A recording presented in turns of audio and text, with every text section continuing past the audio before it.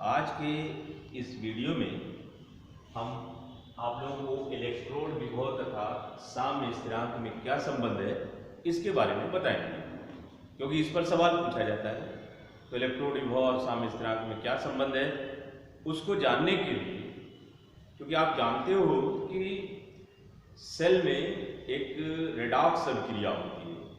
तो अगर हम ये मान लें कि गैल्वानिक सेल में या जो भी सेल आपने लिया है उसमें ये एक रेडॉक्स अभिक्रिया संपन्न हो रही है, AA plus BB to CC plus DD, ये एक रेडॉक्स अभिक्रिया है जो सेल में संपन्न हो रही है।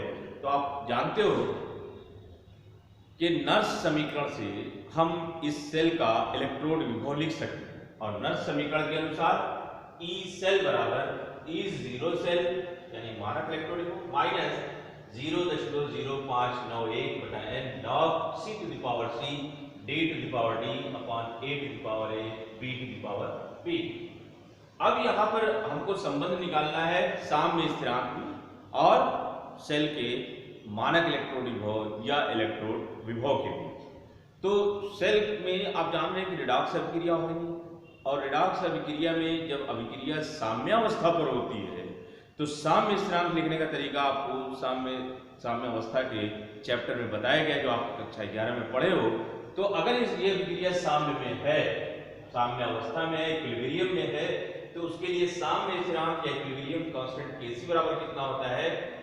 उत्पादों की सांद्रताओं का गुणनफल C to the power C to D to the power D upon अभिकारकों के जितने भी अभिकारक हैं उन सबकी सांद्रताओं का गुणनफल A to the power A B to the power B।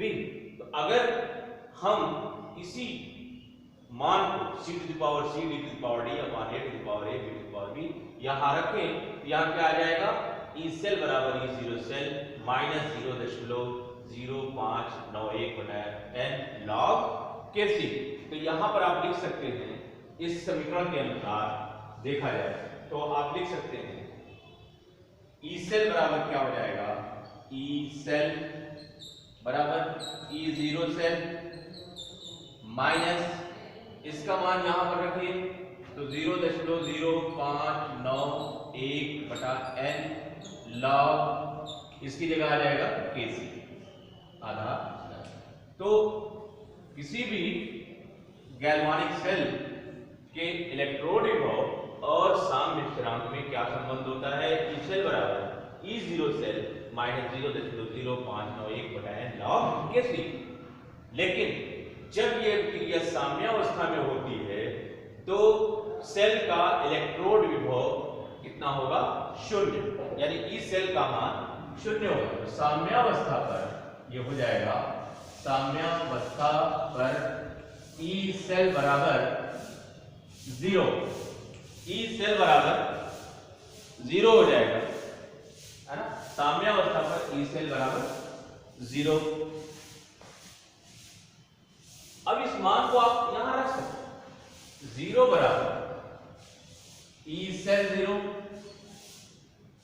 Minus 0.0591 बटा n log Kc। Kc यहां पर E0 सेल बराबर हो जाएगा माइनस E0 सेल बराबर कितनी हो जाएगा? 0.0591 बटा n log Kc। तो साम्यावस्था पर E सेल का मान 0 होगा। देखिए जब E सेल का मान धनात्मक होगा, स्पष्ट ये जान लीजिए कि जब E सेल का मान धनात्मक होगा तभी सेल से विद्युत धारा प्राप्त होगी। E सेल का मान अगर 0 है तो इसका मतलब कि सेल में होने वाली अभिक्रिया साम्यावस्था में, और अगर E सेल का मान ऋणात्मक है तो इसका मतलब सेल से कोई विद्युत धारा प्राप्त नहीं होगी, यानी ये जो अभिक्रिया दी गई है वो आगे की ओर संपन्न नहीं होगी। तो इस तरह से E0 सेल बराबर 0.0591 बटा n log Kc। एक ये संबंध था। दूसरा है इलेक्ट्रोड विभव और गिब्स मुक्त ऊर्जा में संबंध।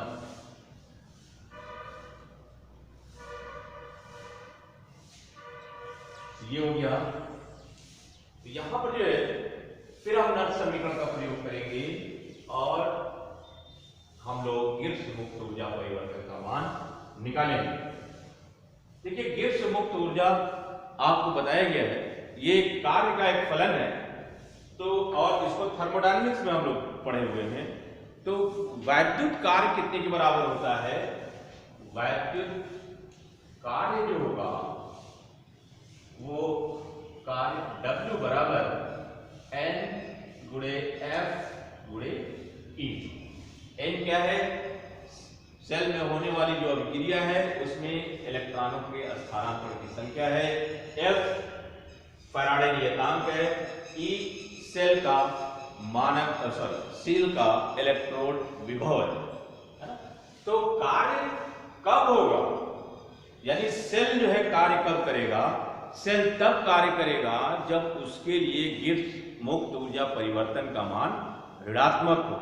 यानी सेल कार्य तभी कार्य करेगा जब डेल्टा जी का मान या गिब्स मुक्त ऊर्जा परिवर्तन का मान क्या हो?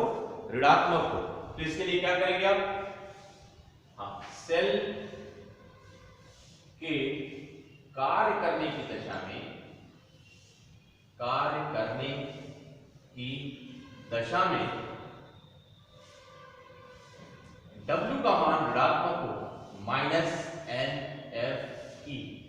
तो जब सेल कार्य करता है किस पर कार्य करेगा? वो सराउंडिंग पर, है ना, परिवेश पर कार्य करेगा। तो सेल पर कार्य जब बाहर कार्य करता है, परिवेश पर कार्य करता है तो उसका मान ऋणात्मक होता है।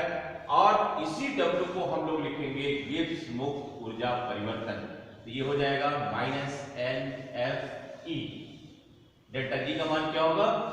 ऋणात्मक हो। तो जब भी सेल कार्य करेगा परिवेश में तो डेल्टा जी का मान ऋणात्मक। सेल में अगर होने वाली अभिक्रिया साम्य अवस्था में है तो डेल्टा जी का मान 0। और सेल पर अगर कार्य हो रहा है यानी परिवेश सेल पर कार्य कर रहा है तो डेल्टा जी का मान धनात्मक हो जाएगा। तो यहाँ पर अगर सभी इलेक्ट्रोड मानक अवस्था में हो, मानक अवस्था में क्या हो जाएगा? मानक अवस्था में डेल्टा जी 0 लिखेंगे मानक अवस्था -NFE0। तो डेल्टा जी बराबर -NFE0।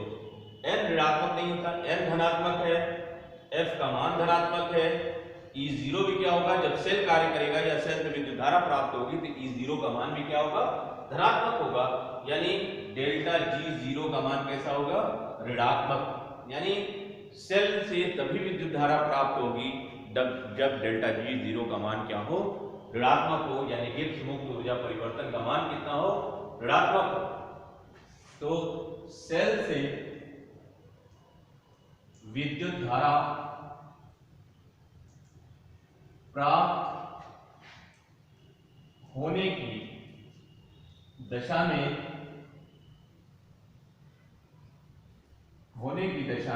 डेल्टा G0 का मान कैसा होगा? हमेशा ऋणात्मक होगा। तो ये दो संबंध हमको बताना था। अब इस पर एक आध सवाल है जो हम लोग कर सकते हैं और उन क्वेश्चन को कैसे करेंगे यहाँ हम लगा देते हैं। क्वेश्चन को आप लोग देख लीजिए। जैसे मान लीजिए कि क्वेश्चन दिया गया आपको, एक सेल दिया गया हो, जैसे जिंक आयन, जिंक और जिंक आयन अपान, और इसमें जो है जिंक ये हुआ एनोड और ये किसके साथ जुड़ा हुआ है? कॉपर के साथ मान लीजिए जुड़ा हुआ है C। सांद्रता मान लीजिए 1m, इसकी भी है, इसकी भी सांद्रता कितनी है? 1। अब E0 Zn2+ यानी जिंक का मानक इलेक्ट्रोड विभव मान लीजिए या होता है -0.76 वोल्ट। इसी तरीके से E0 कॉपर का जो होता है वो है +0.34 वोल्ट। ये दिया जाए, हमको क्या निकालना है? Kc का मान निकालना है, साम्य स्थिरांक की गणना करना है। इस सेल के लिए साम्य स्थिरांक की गणना करना है।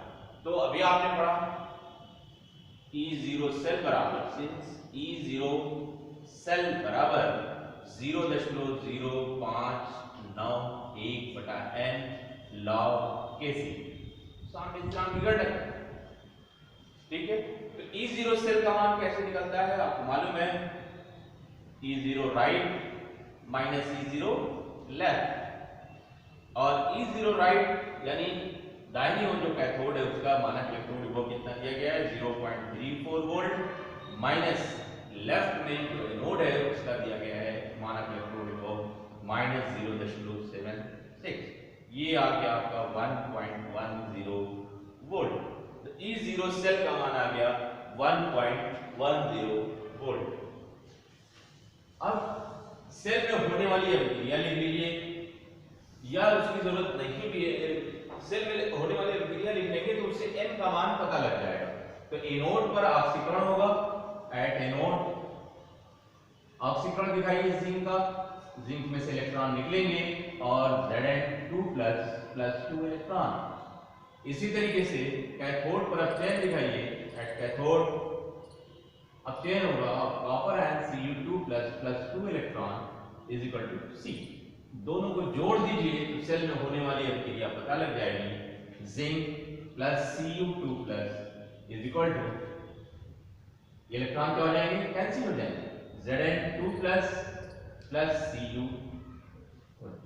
तो इस तरह से ये अभिक्रिया संपन्न होगी। यहाँ n का मान कितना है, यानी इलेक्ट्रॉनों की संख्या कितनी है, 2। अब यहाँ फॉर्मूले में आप क्या करके रखिए, E0 सेल बराबर 0.0591 बटा n log Kc।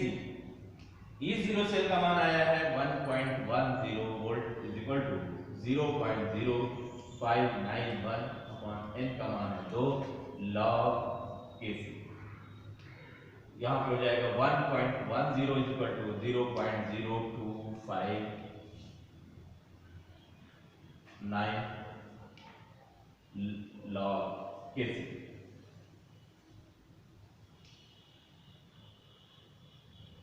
है ना, इसे 2 से डिवाइड कर दीजिए तो 0 2 दूना 4 2 9 18 295 log Kc। अब Kc का मान आप निकाल लीजिएगा, कैलकुलेट कर लीजिएगा जो भी है। यही पूछा गया आपको इस सामने स्थिरांक का मान कितना होगा। तो इस तरह से आप किसी भी सेल के लिए अगर मानक इलेक्ट्रॉन विभव दोनों के दिए गए हैं तो आप या तो विद्युत रासायनिक श्रेणी से भी इसका मान देख करके आप इस तरह से कैलकुलेट कर सकते हैं। इसी तरह से गिब्स मुक्त ऊर्जा परिवर्तन पर भी आप क्वेश्चन लगा सकते हैं। जैसे अगर इसी सेल के लिए हम कहें कि डेल्टा G0 का मान डेल्टा G0, तो डेल्टा G0 बराबर होता है -NFE0, ये मान होगा। तो यहां पर अभी आपने देखा n का मान कितना है 2, तो -2, f का मान फैराडे नियतांक लगभग 96,500 कूलम, E0 का मान आया है 1.10 वोल्ट इसी में। तो डेल्टा G0 का मान कितना आएगा, गुणा कर दीजिए आपको मालूम हो जाएगा कि कितना आ जाएगा। तो ये आप इसे मल्टीप्लाई कर दीजिए 96,500 गुणे माइनस रहेगा ये 0.220। अब इसको मल्टीप्लाई कर लीजिएगा, जितना भी आया वो निगेटिव आएगा, जो भी वैल्यू आएगी वो डेल्टा G0 की क्या आएगी, निगेटिव। तो अगर ये पूछा जाए कि सेल से विद्युत धारा प्राप्त होगी तो बिल्कुल प्राप्त होगी, क्योंकि डेल्टा G0 का मान कैसा आ रहा है, ऋणात्मक।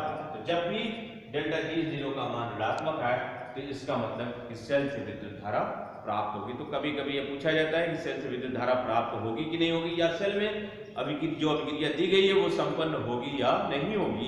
तो उसके लिए आप डेल्टा G0 का मान निकाल लीजिए।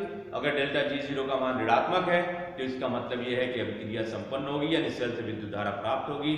डेल्टा G0 का मान 0 है अगर, तो इसका मतलब कि होने वाली अभिक्रिया साम्यावस्था में है। और डेल्टा G0 का मान धनात्मक है तो इसका अर्थ है कि उसमें सेल में अभिक्रिया संपन्न नहीं होगी। या आप इलेक्ट्रोड विभव के मान से भी निकाल सकते हैं। इलेक्ट्रोड विभव का मान धनात्मक है तो सेल में अभिक्रिया होगी और सेल से विद्युत धारा प्राप्त होगी। अगर इलेक्ट्रोड विभव का मान 0 है तो इसका मतलब सेल में होने वाली अभिक्रिया साम्यावस्था में है और सेल से कोई विद्युत धारा प्राप्त नहीं होगी। और अगर इलेक्ट्रोड विभव का मान ऋणात्मक है तो इसका मतलब सेल में जो अभिक्रिया दी गई वो संपन्न नहीं होगी और सेल से कोई विद्युत धारा प्राप्त नहीं होगी। इस तरह आप लोग और भी क्वेश्चन करिए।